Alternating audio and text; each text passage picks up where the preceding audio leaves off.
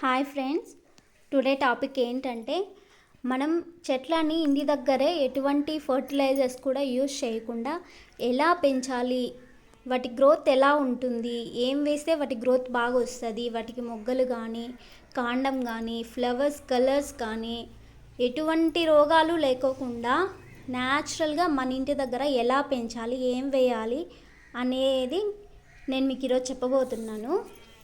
చూసారా, ఇది మా అన్న వాళ్ళ ఇంటి దగ్గర అనమాట చెట్టు. మా వదిన మా అన్న ఇలానే చేస్తారనమాట. నేను కూడా వెళ్ళి హెల్ప్ చేస్తూ ఉంటాను.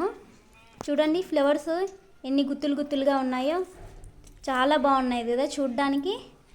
సో ఇప్పుడు నేను వీటికి ఏమేమి వేసానో చెప్పనా. అరటి తొక్కలు వేసాను ఫ్రెండ్స్, చిన్న చిన్న ముక్కలుగా కట్ చేసి.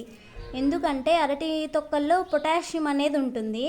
సో చెట్టు బాగా హైట్ పెరగడానికి కానీ మొగ్గలు పువ్వులు చూడండి వందల్లో వచ్చాయి ఇక్కడ.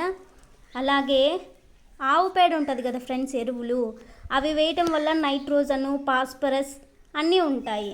కాబట్టి మనం చెట్టు పూడ్చేటప్పుడు మట్టిలో ఇవి కలిపేసామంటేనా చెట్టు వేరుకి ఎటువంటి రోగాలు లేకోకుండా చెట్టు బాగా వస్తుంది ఫ్రెండ్స్.